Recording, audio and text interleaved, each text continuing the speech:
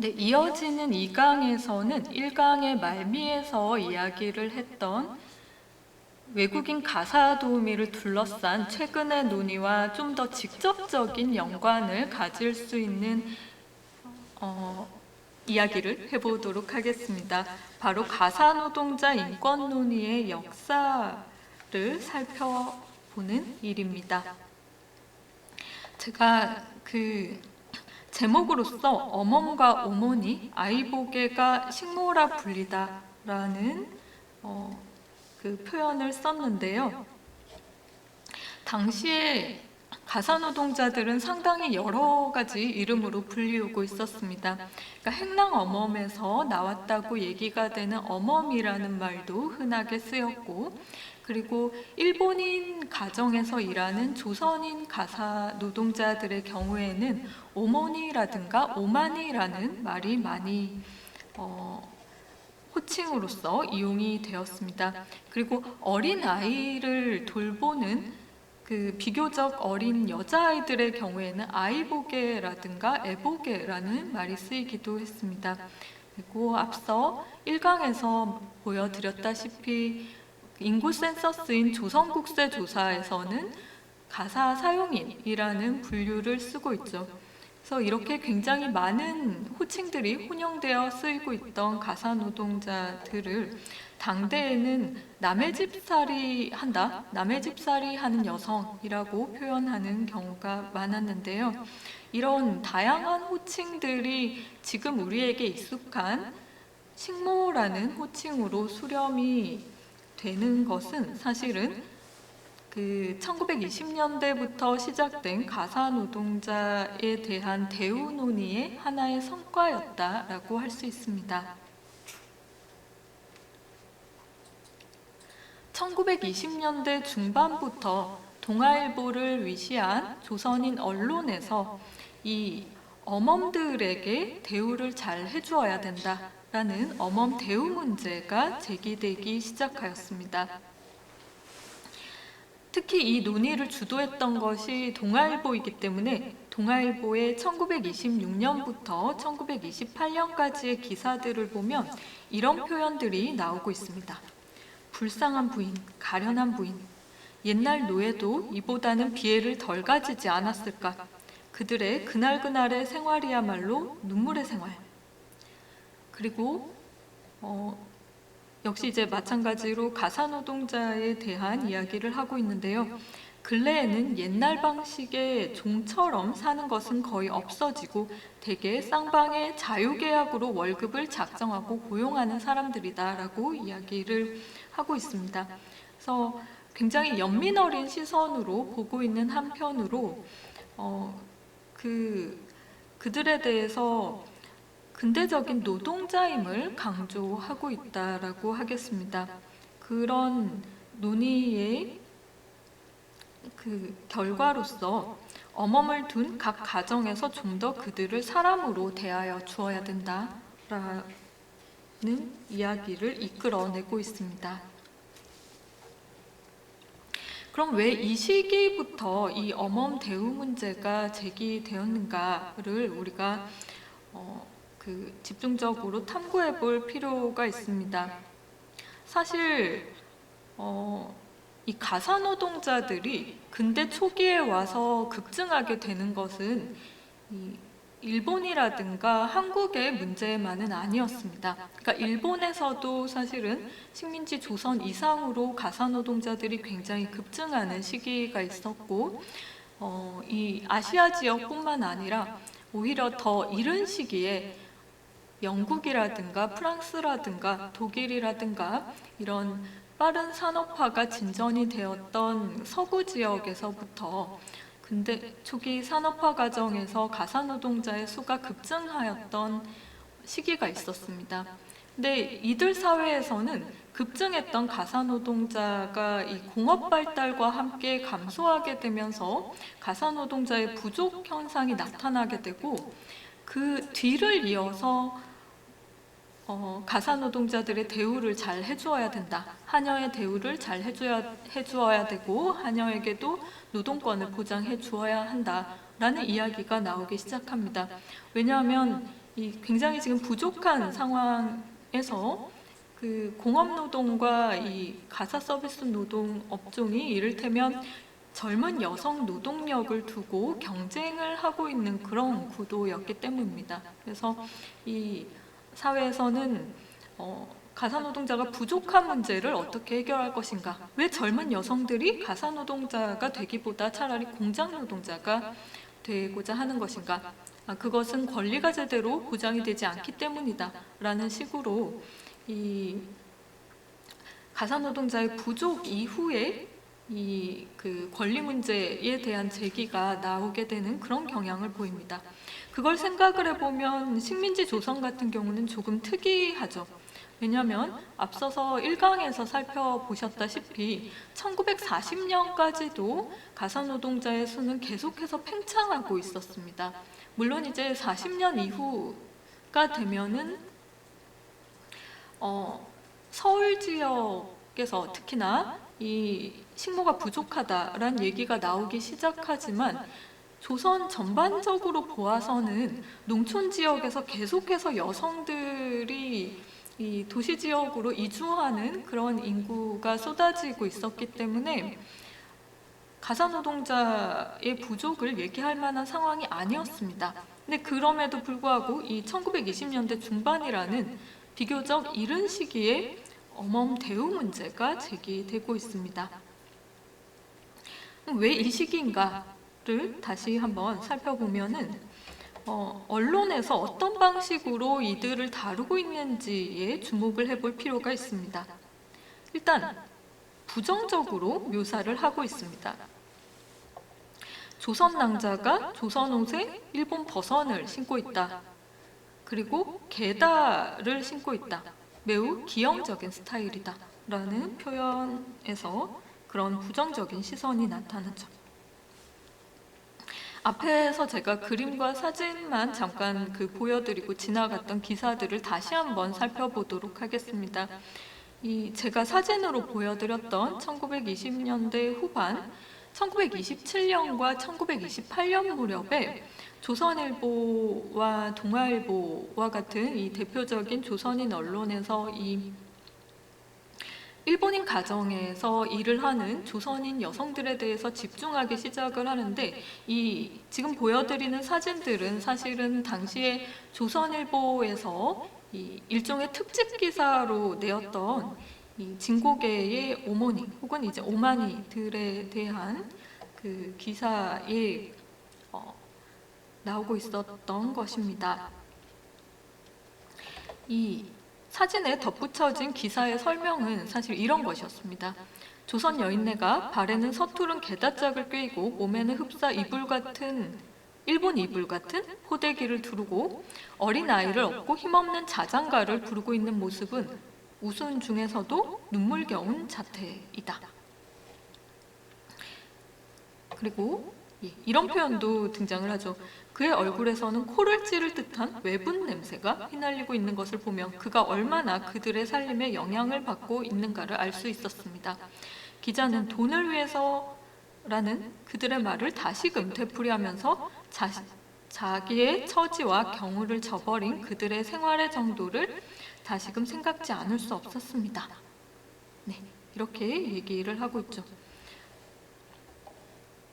그래서 기본적으로 연민 어린 시선이 깔려 있는 위에서도 결코 이 일본인 집에서 일하는 것을 용인하는 시선은 아니었다라는 걸 생각을 할 수 있습니다. 우습다거나 외분 냄새가 코를 찌를 것 같이 지독하다거나 혹은 생활이 너무 어려우니까 경우를 저버렸다라거나 이런 표현들은 상당히 부정적인 뉘앙스를 내포하고 있죠. 이런 일본인 가정에서 일한 조선인 여성들을 묘사한 기사라든가 신문 잡지의 표현 중에서 가장 재미있는 것은 저는 이 동아일보의 만평이라고 생각을 합니다. 1933년의 만평인데요. 도예가 그리는 만화 풍경 진고개라는 제목을 하고 있습니다. 그러면서 이제 진고개에 대한 설명으로부터 시작을 하죠. 옛날에는 그 고개가 얼마나 질었는지 그 이름조차 진고개 뭐 이러면서 이제 지금은 바짝 말랐는데 뭐 막 이런 이제 얘기를 하는데, 그러면서 이 그 만평 작가는, 만평 화가는 이 그림에 대해 이런 식으로 그 설명을 하고 있습니다. 치마 저고리에 게다짝을 끌면서, 이 게다를 끌면서 옥상 꽁무니를, 그러니까 일본인 여성, 그 일본인 부인 꽁무니를 따라다니는 모양은 우습기도 하려니와 비통한 쇼크를 받고도 남는 것이다. 꼴불견의 하나. 우습다, 비통한 쇼크를 받는다, 꼴불견이다. 이런 상당히 격정적인 표현까지 동원을 하고 있죠. 그래서 사실 왜 그 조선인 사회에서 비교적 이른 시기에 어멈의 대우를 돌아보게 되었는가를 생각을 해보면 사실 그 맥락은 그렇게 이타적인 것만은 아니었습니다. 일단 그 조선인 지식인들이, 특히 아마 남성 지식인들이 중심이 되었을 것이라고 생각이 되는데, 조선인 지식인 남성들이 일본인 가정에서 일하는 조선인 여성들을 보며 거부감을 많이 가지고 있었고, 그러면서 조선인 가정의 대우에 대해 문제 제기를 하기 시작했던 것입니다. 그러니까 이렇게 꼴 보기 싫은데 왜 이 조선인 여성들이 일본인 집에 가서 일본인 집 애를 봐주고 일본인 집 그 집안일을 해주고 있느냐, 여기에 대해서 물론 이제 그 뒤에 가서 다시 얘기를 하겠지만 가장 큰 이유는 돈을 많이 주기 때문이죠. 급료가 높기 때문에 그 일본인 가정으로 가는 것을 선호하는데, 그 조선인 이것에 대해 문제 제기를 하는 조선인 남성들은 이렇게 생각을 했던 거예요. 대우를 조선인 가정에서 특별히 더 나쁘게 하기 때문에 일본인 가정으로 다 가지 않느냐라고 이 책임을 조선인 가정에 지우는 거죠. 그래서 조선인 가정의 대우가 봉건적이고 심한 하대를 하기 때문에 일본인 가정을 선호한다라고 생각을 했습니다. 이런 생각이 이제 직접적으로는 조선 일반 가정에서 고용급을 다른 나라에 비해서 우대하지 못하는 것은 사실이다, 이런 표현으로 드러나기도 했습니다. 그리고 또 한편으로는 앞에서 이제 행랑어멈의 사례에서 봤듯이 가사노동자들 스스로도 이 하대를 벗어나려는 노력을 하고 있었고, 굉장히 이 비굴해지지 않으려는 자의식을 키우고 있었습니다. 특히 이 사람들은 호칭과 존대에 대해서 상당히 예민한 모습을 보였습니다. 그래서 당시에 이제 간간히 그 인터뷰를 담은, 이 가사노동자들의 인터뷰를 담은 토막 기사들이 보이는데요. 그런 기사들에서 내가 아무리 남의 집살이를 하고 있지만, 이런 그 가난한 처지이지만 이 주인 아씨나 이 서방님이라는 사람들이 나에게 하게 하고 반말을 할 때는 너무 마음이 아프다라는 그 얘기를 한다거나 이런 모습들이 많이 보입니다. 그래서 이런 그 두 가지 방향에서 어멈 대우 문제가 제기되었다라고 할 수 있는데, 실상은 가사노동자들은 대부분 일본인 가정에서 일하는 것을 더 선호했습니다. 그러니까 논의는 이제 계속해서 그 조선인 가정에서 이제 그 일을 해야 하는 것이지만 경우를 저버리면서까지 일본인 가정으로 가니 그들이 얼마나 불쌍하냐라고 진행이 되고 있었지만, 사실은 이 당사자들은 일본인 가정을 더 선호했죠. 그 선호 이유를 살펴보면은 무엇보다 높은 임금이 가장 먼저 손꼽히고 있고, 또 한편으로 좀 재미있는 점은 말과 풍속이 다른 일본인 가정에서 차라리 하대를 덜 느낀다라는 이야기를 하고 있다는 겁니다.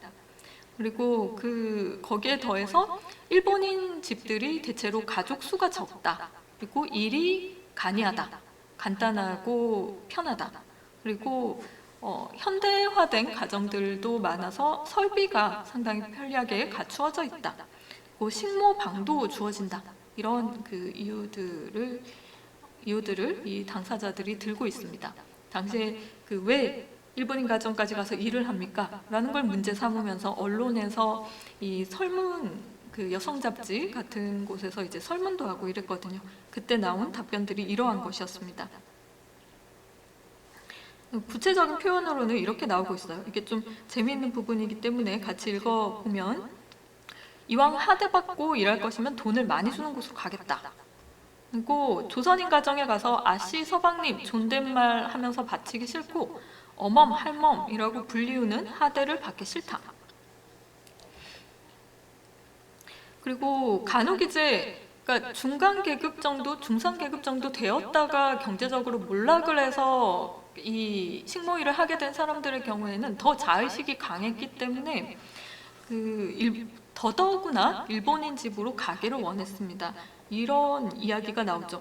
엊그제까지 자기도 행랑어멈을 부리고 안짬자기를 두고 지내던 사람이 아무리 재산이 없어졌다 할지라도 말을 알고 풍속이 같은 조선 사람의 집에 가는 것을 더욱 창피하다 해서 나는 일본 사람의 집이 아니면 안 가겠다라고 고집을 부렸다라고 합니다. 그러니까 말도 통하고 이제 풍속도 같고 어느 정도 이제 사정이 짐작 가능하고 이러면 조선인 집에서 왜 뭐 소방 맞았어요? 왜 일하러 왔어요? 남의 집을 살게 되었어요? 뭐 이렇게 이제 꼬치꼬치 묻기도 하고 이제 그런 자신의 치부를 밝히고 싶지 않은 그런 사람들이 일본인 가정을 더 선호했던 거죠. 그리고 짐작하실 수 있다시피 조선인 가정의 가사노동은 더더욱 일본인 가정보다 막중한 것이었습니다. 이런 이야기들이 나오고 있죠. 조선 가정에는 잿물 빨래와 다듬이가 있으니 대단히 싫어하는 모양인 듯 합디다. 빨래가 그때까지도 굉장히 힘든 고된 노동이었죠. 그리고 거기에 더해서 밥 끓이자면 장작해야 하고 쌀도 잃어야 되고 물도 저어야 하잖소. 빨래 하나 하자면 개천에도 가야 하고 삶고 두드리고 풀매기고 만져서 다듬이에 다림질. 아이고 골 빠져서 못하겠어. 역시 이제 빨래에 대한 불평을 하고 있고요. 반면에 일본인 집에 대해서는 수도와 와사가 집안에 있으니 와사는 가스를 일컫는 말입니다. 그래서 이 수도를 쓰고 이게 가스를 쓸 수 있는 설비가 주방에 있기 때문에 낮잠을 자가면서 부엌일을 할 수가 있어. 이런 그 이야기가 나오죠. 뭐 여기엔 제가 이제 적지 않았습니다만 조선인 가정 가면 김장을 해야 되지 않느냐. 뭐 이런 이야기도 이렇게 나오고 있습니다. 김장도 너무나 큰일이죠. 하여튼 이런 상황에서 이제 계속해서 이 언론을 통해서 이 조선 지식인들은 어멈 대우를 문제 삼고 그러다가 이것이 어떤 방식으로 발전을 하게 되냐면 호칭을 바꾸어주자라는 논의로 발전을 하기 시작을 합니다. 그러면서 이 남의 집살이 여성들에 대해서 지금 우리에게 익숙한 호칭인 식모라는 호칭으로 일반화되는 변화가 일어납니다. 그러니까 식모라는 말로 가사노동자 일반을 일컫기 시작하는 것은 일제시기였다라고 할 수 있는 것이죠. 근데 이 식모라는 말은 다른 사회에서 온 것이 아니고 뭐 일본이라든가 이런 이제 다른 사회에서 온 것이 아니고 아마 조선 사회 내부에서 이미 쓰고 있었던 말이었다라고 할 수 있습니다.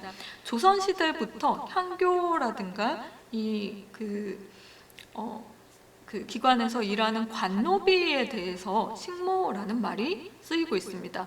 어떤 말과 같이 쓰이고 있냐면 여러분이 아실 만한 말 중에는 다모 그리고 이 반찬을 만드는 참모 이런 말들과 함께 이제 식모라는 말도 쓰이고 있습니다. 그리고 아마 그런 유산이 남은 것 같은 게 1920년대까지도 식모는 가정집 고용인이라기보다는 기숙사, 여관, 병원, 공장 같은 이런 좀 특수한 기관에서 식사를 전담하는 여성을 지칭하는 말로 쓰이고 있습니다. 그러니까 이 식자라는 말이 먹을 식자가 상당히 기능적인 의미를 담고 쓰이고 있었던 거죠. 반면에 가정집 고용인으로서 집안일을 이제 전반적으로 다 도맡는 여성들을 일컫는 말은 어멈이라는 말이 주요 주로 쓰이고 있었습니다. 이건 아마 이제 그 행랑어멈과 같은 하인들을 부르는 말에서 왔다고 얘기가 되는데요.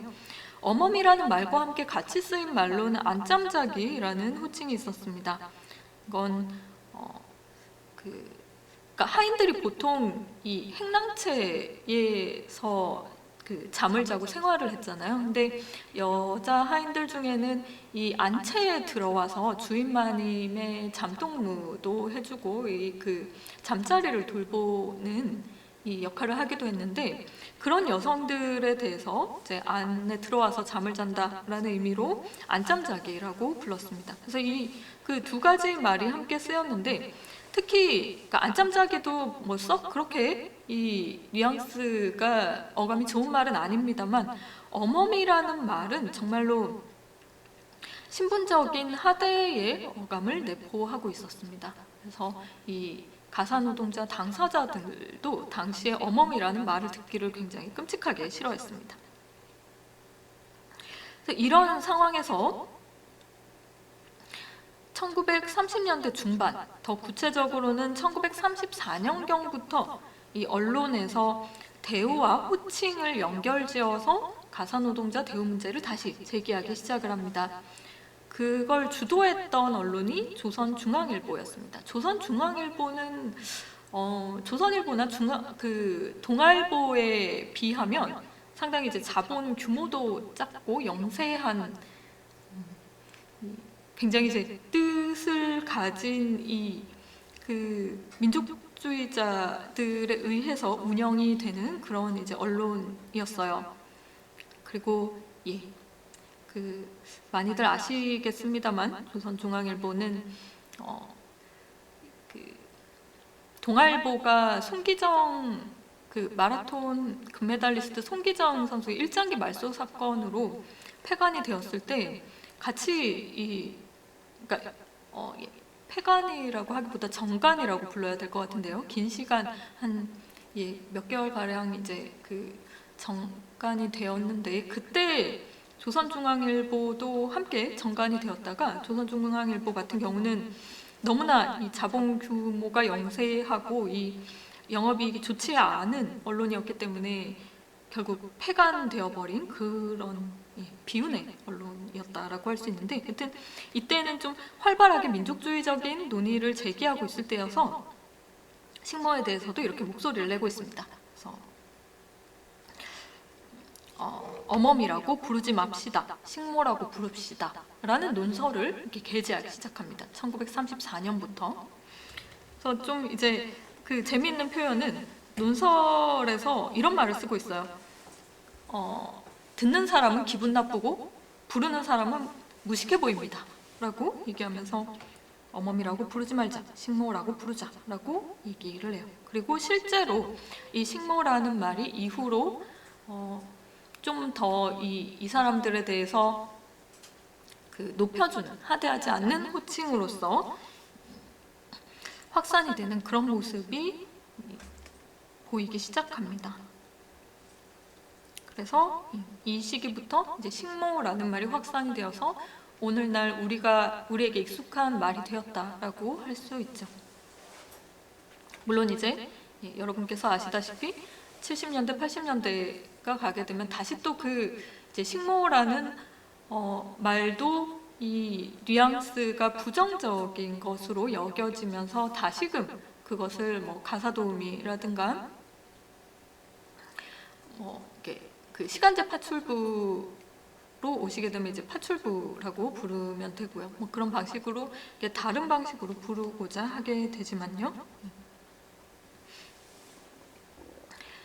그래서 어쨌든 그 현실과 상당히 괴리가 있었던 가사노동자 대우 문제 제기 논의는 식모 호칭을 일반화시켰다라는 점에 있어서는 하나의 성과를 남겼다라고 할 수 있습니다. 반면에 이런 논의에서 전혀 이 언급이 되지 않고 이 지식인들의 시야에 들지 않았던 심각한 문제가 하나 있었습니다. 바로 어린 여자아이들의 남의 집 살이였습니다. 사실 1930년 조선 국세조사에서 조사된 가사 사용인들을 연령별, 성별로 살펴보면 이렇게 나타납니다. 보이는 이 표와 그래프를 통해서 확인을 하실 수 있는데, 성별의 경우에는 이제 당연히 여성 쪽이 남성에 비해서 압도적으로 많다라는 걸 짐작하셨을 것이고, 좀 뜻밖인 것은 나이가 어릴수록 그 수가 많다는 점이죠.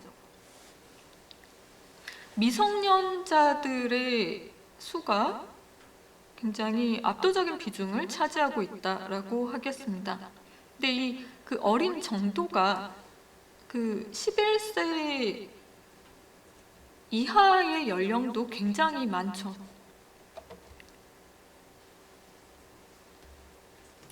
그래서 사실 가사 사용인 통계를 보면 대다수가 미성년자였다고 할 수 있고, 실제 이제 특히 여성 잡지에서 나오는 신여성 가정들의 모습을 살펴보면은 이 여자아이들이 그런 그 집에서 홀로 일하거나 아니면 그 성인 여성들이 식모가 있는데 더해서 또 아이만 돌보는 아이 돌보는 여자아이가 따로 있는 그런 경우들이 많았습니다. 일본인 가정에서도 이 둘의 호칭을 구분을 지어 불렀을 정도로 이 어린 여자아이들을 그 집에 두고 일을 시키는 경우가 많았다고 하겠습니다. 앞에서 봤던 만평의 경우에도 여기 보시면 이 오마니라든가 오모니라고 불렸던 성인 여성의 모습도 있지만, 이 뒤에 역시나 이제 치마 저고리를 입은 걸로 보아서는 조선인인데 이제 작은 여자아이가 종종걸음으로 쫓아가고 있죠.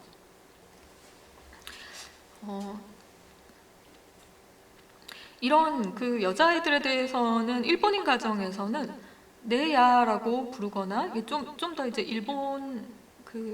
일본어로 조금 비하적인 어감이 있습니다. 혹은 일본식 이름을 붙이기도 해요. 간혹 일본식 이름을 붙이기도 하고, 그건 이제 조선인이기 때문에 기치베라고 불렀다라는 기록이 나오는데, 기치베는 아마도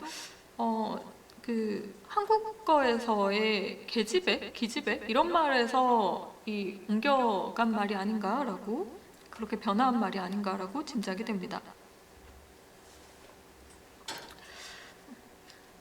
사실 당대에 이런 어린 여자아이들의 남의 집 살이는 굉장히 흔한 것이었습니다. 전통적으로는 조선에서 그 어린 아이들에게 외지 돈벌이를 시키는, 그러니까 집 밖에서 일을 하게 하는 게 그렇게 흔한 일은 아니었습니다. 원래는 그 외지 돈벌이를 시키는 전통이 없었다라고 할 수 있는데, 일본의 경우에는 있었어요. 일본은 조금 이제 그 전통이 달라서 출가 노동이라고 부르는 데카세키 노동이라고 부르는 그런 이제 외지 돈벌이가 있었는데, 조선의 경우에는 아이들에게 일을 시키지 않는다라는 얘기가 나올 정도로, 언론 논설을 통해서 나올 정도로 그런 전통이 없었다라고 할 수 있는데, 이 1920년대, 30년대를 거치면서 농가 경제가 몰락하면서 가정에서 가장 먼저 방출이 되는 건 다름 아닌 딸들이었다라고 할 수 있습니다. 그러면서 나타나게 된 현상들이 이런 것이죠. 조혼이 굉장히 심각해졌고, 그러니까 빨리 아직 어린 애들인데 한 입이라도 덜자, 혹은 빨리 치워버리자라고 하면서 시집을 보내는 그런 경우가 많았는데,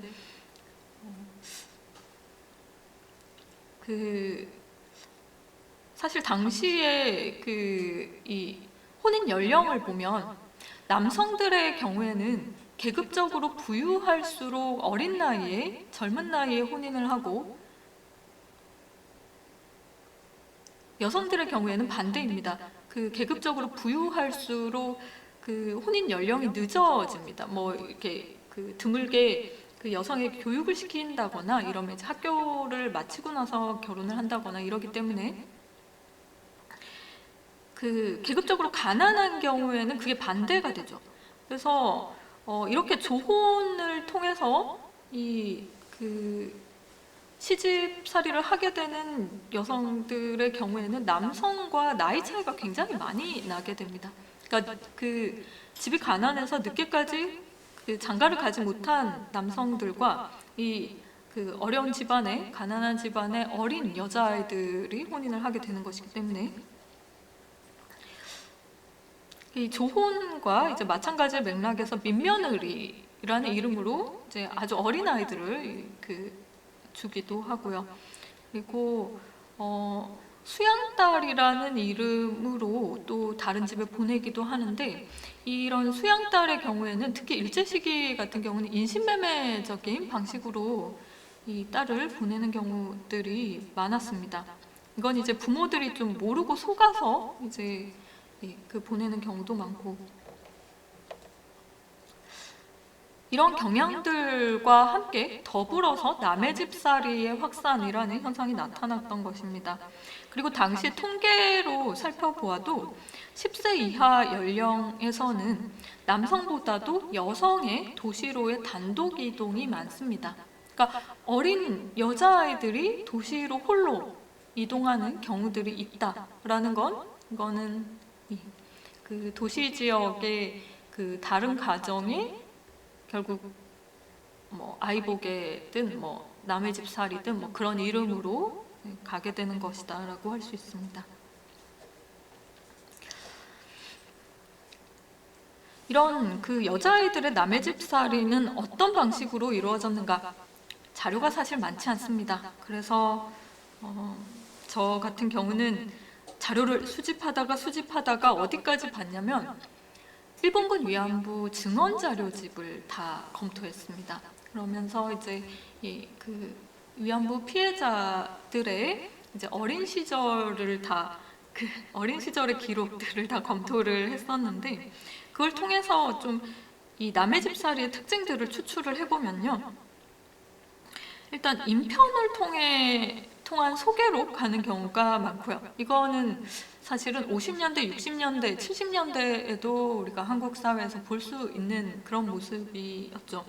뭐 먼 친척을 통해서라든가 그러니까 아는 사람을 통해서 이렇게 소개로 가는 경우가 많고 어린 아이들이니까 그러니까 얘를 먹이고 입히는데 돈이 더 든다, 양육하는데 더 든다라고 생각을 해서 임금이 주어지지 않거나 아니면 극히 미약한 정도만 받았습니다.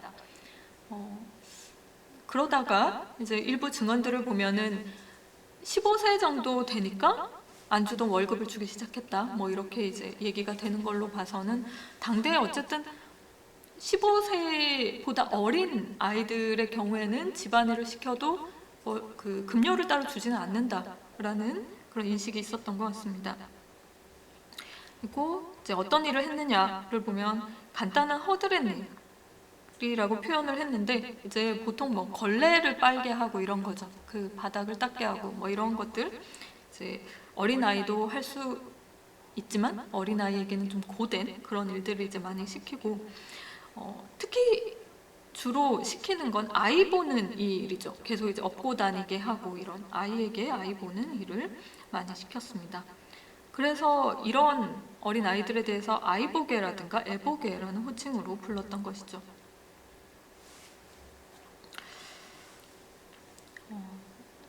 어린 여자아이들의 그 남의 집 살이 양상이라는 걸 확인할 수 있는 자료 중에 그 매우 드물게 이런 자료를 찾았습니다.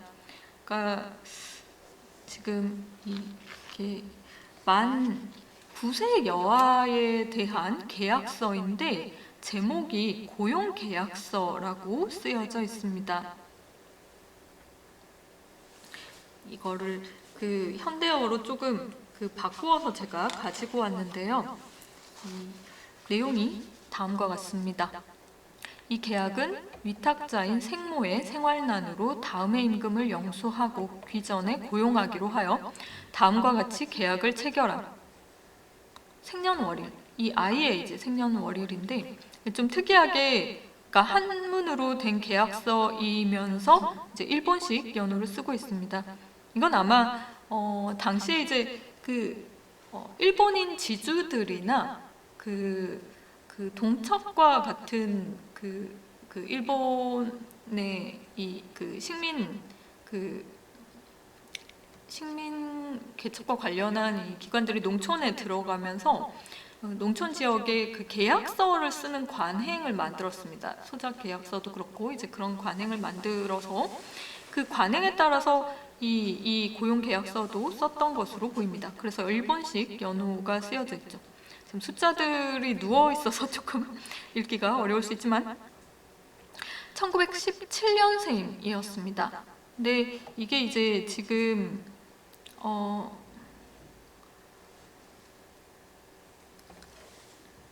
그 계약서의 날짜를 가지고 이 아이의 그 나이를 추정을 해보면 만 9세입니다. 그러니까 한국 나이로는 10살 정도의 어린 여자이고 이름은 김공녀라고 쓰여져 있습니다. 그리고 고용 기한이 무려 25개년인데 그 25개년 동안의 임금은 25원입니다. 그러니까 1년에 겨우 1원을 주겠다라고 하고 있고요. 굉장히 이 억압적인 조항들이 그 뒤에 계속 이어집니다. 이 기한 내에 어떠한 일이 있을지라도 위임자는 고용 해제를 할 수 없다. 6개년 내에 고용을 해제하고자 할 때는 위의 고용 임금에 대해서 매월 1원 사전의 이자와 의식비까지, 그러니까 옷과 그 입히고 먹이는 데 드는 그 비용까지 계산을 하여 갚아야 한다. 이 계약 기간 안에 그 연령이 성장이 되어서 결혼을 시키게 되면은 고용 임금과 더불어서 결혼비까지 갚아야 해약할 수 있다라고 얘기를 하고 있고요. 그리고 위탁자가 미성년이기 때문에 친권자인 생모 신선녀와 동일히 본계약을 작성한다라고 되어 있습니다. 생부인 김태춘은 다이쇼 8년, 이것은 1919년을 얘기를 하는 겁니다. 이 아이가 지금 1917년생이니까 1919년이면 만 2세 밖에 되지 않은 시기인데 이때 이제 그 부친이 사망을 한 것이죠. 그래서 이 계약서에는 서명하지 못했다라고 얘기를 하고 있습니다. 그래서 아마 이 아이를 낳고 얼마 되지 않아서 이 부친이 사망을 하고 그래서 모친과 둘이서 살면서 굉장히 힘들게 살지 않았을까.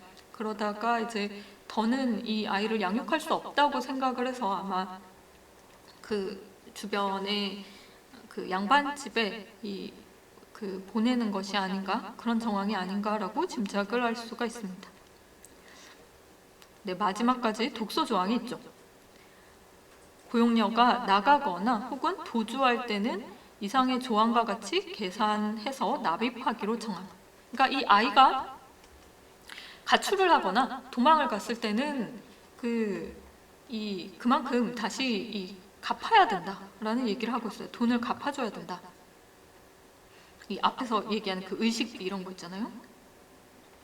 그리고 실제로 그러니까 이 고용계약서 문서에 덧붙여 있는 게 공여모 출급기입니다. 그러니까 이 어린 아이가 아마 엄마가 보고 싶지 않았을까. 그 이후에 3번이나 도망을 쳐요. 실제로 도망쳐서 다른 데로 간 게 아니고 집으로 갔겠죠. 집으로 갔다가 다시 돌려보내고 그것을 이제 3번을 한 것 같은데 그때마다 실제로 이 엄마가 돈을 갚았던 것 같습니다. 그래서 그 돈을 갚은 기록이 여기에 남아 있습니다.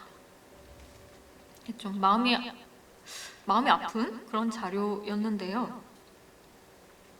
이런 것들을 보면은 당시에 이 어린 여자아이들의 남의 집살이 과정에서의 그 인권 문제는 정말 심각했다라고 할 수 있는데 당시까지는 이런 미성년 여자아이들이 아동 노동에 대한 경각심이나 아동 보호에 대한 관념이 사회적으로 확산되기도 이전에 노동의 영역으로 편입이 되고 있다라고 하겠습니다.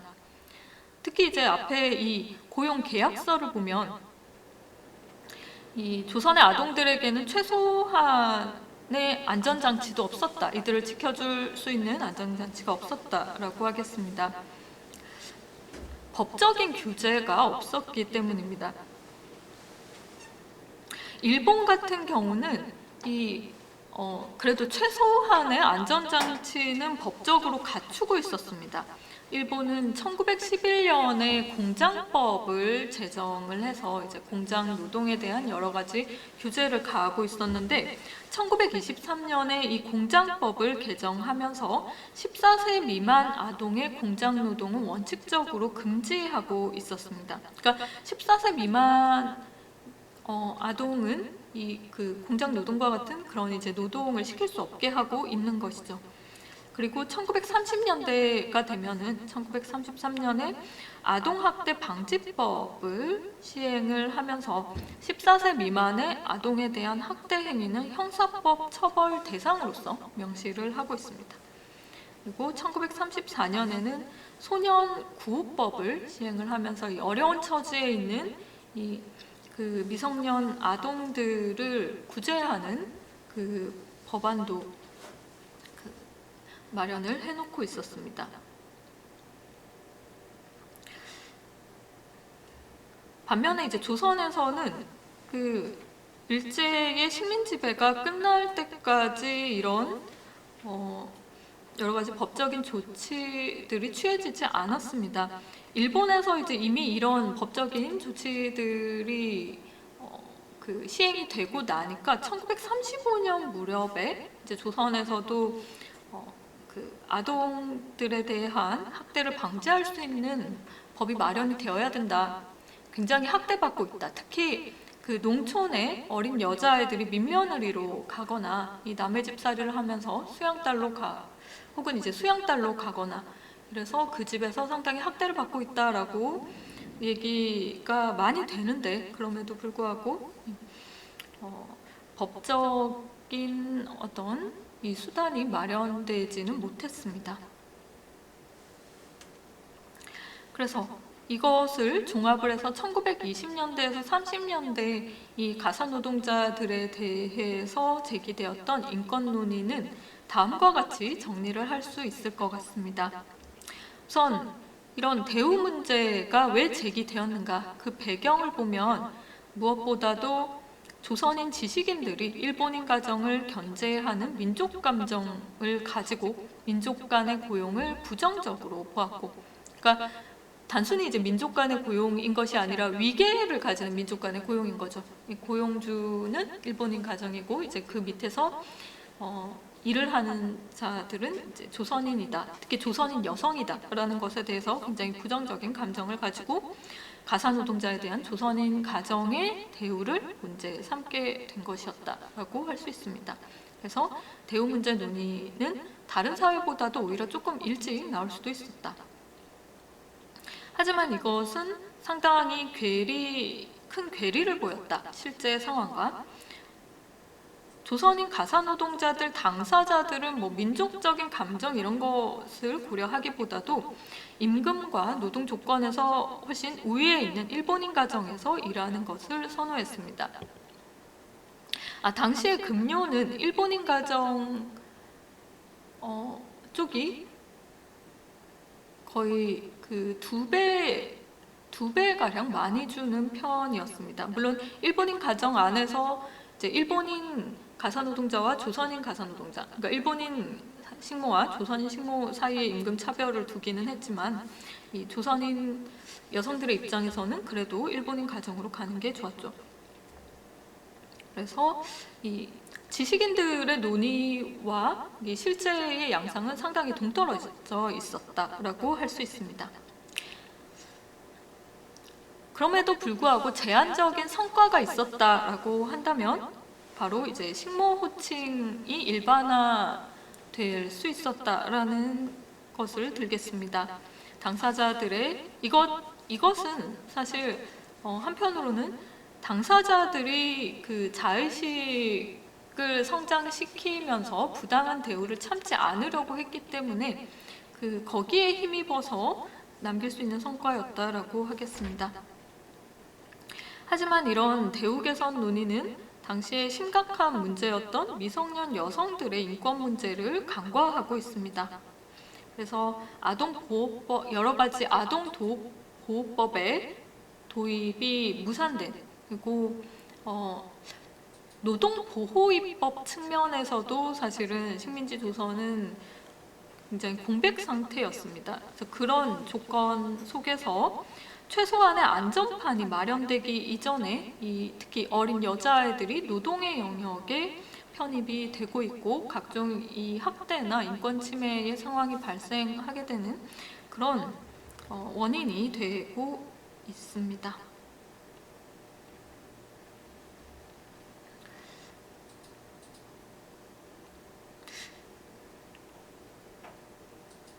그러면 근데 왜 이렇게 마치기 전에 이제 질문을 하나 드려야겠다는 생각이 갑자기 들었습니다. 왜 이렇게 실제와 논의 사이에 괴리가 컸던 것일까요? 그리고 이 당시에 이렇게 심각한 미성년 여성들의 인권 문제가 왜 이 가사노동자들에 대한 대우 문제 논의에서는 포괄이 되지 않았을까요? 이것은 저는 무엇보다 이 논의를 이끌었던 사람들이 모두 조선인 지식인 남성들이었고 주로는 그래서 실제로 이 가사노동이 어떤 방식으로 수행이 되는지 가사노동자들의 처지가 어떤지에 대해서 잘 모르는 상황이었기 때문이라고 생각을 합니다. 그러니까 당사자들의 의견이라든가 입장이라든가 발언이 이 담론장 안에 들어올 수 없는 구조였던 거죠. 이 협소한 논의의 장에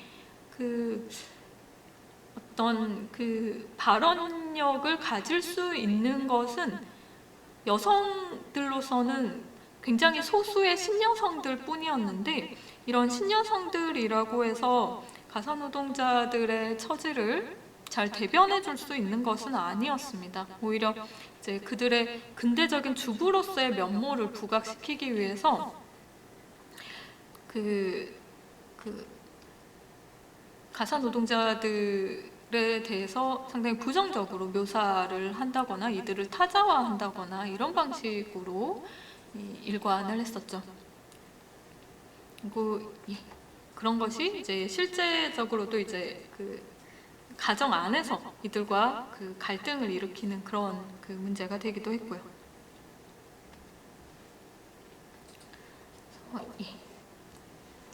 이 강에서 얘기한 가사노동자 인권 논의의 역사 그리고 1강에서부터 얘기한 가사노동자들의 역사 이런 것을 종합을 해서 최근에 이야기가 되고 있는 이 가사노동자 혹은 가사 서비스 노동 관련한 논의와 연결을 지으면 이렇게 얘기를 할 수 있지 않을까 합니다. 가사노동자들은 그들을 직업인으로 대우하자라는 이야기가 처음 나온 것이 1920년대였습니다. 그러나 그로부터 100년이 지난 후에야 가사노동자들은 보편적인 노동권을 인정받을 수 있게 되었죠. 그것도 상당히 지난한 투쟁의 역사가 있었다라고 할 수 있습니다. 초기에 1950년대에 근로자법에서부터 이들은 배제가 되었기 때문이었죠. 그런데 그 성과가 무화될 위기에 처해 있는 것이 사실이고요. 그래서 오늘날에 와서 저는 이런 점을 생각해 보아야 된다라고 제기를 하고 싶습니다. 근대 토대가 만들어졌던 일제 식민지기부터 오늘날에 이르기까지 가사노동을 어떻게 사회화할 것인가, 그리고 가사노동이 열악한 조건의 여성들에게만 전가되는 문제를 어떻게 바라볼 것인가, 대해서 제대로 된 공론장이 만들어지지 않았습니다. 그동안 그 가사노동자들이 처음 나오기 시작한 무렵부터 지금까지도 제대로 된 공론장이 만들어지지 않았습니다. 그래서 이들이 처음 등장했을 당시에도 이 담론과 실제 사이에서는 당연히 괴리가 있었지만 오늘날에는 그럼 다른가라고 질문을 할 수 있겠습니다. 필리핀에서 가사도우미를 데려와서 저렴한 임금으로 활용을 해서 이 돌봄노동, 우리 사회가 처리해야 할 돌봄노동을 처리하자라는 논의가 얼마나 이 당사자들의 목소리가 반영된 논의인가를 묻고 싶습니다. 그래서 이런 그 가사노동자들을 살펴본 역사는 그동안 우리 사회가 도외시했던 해묵은 과제를 오늘날 다시금 제시하고 있다. 그러니까 도외시했던 해묵은 과제라는 건 진지하게 이 공론장을 만들어서 가사노동을 어떤 방식으로, 돌봄노동을, 재생산노동을 어떤 방식으로 사회에서 처리할 것이며 현재 이 가사노동을 수행하고 있는 당사자들은 어떤 생각을 가지고 있는지를 함께 논의하는 그 문제를 이야기합니다.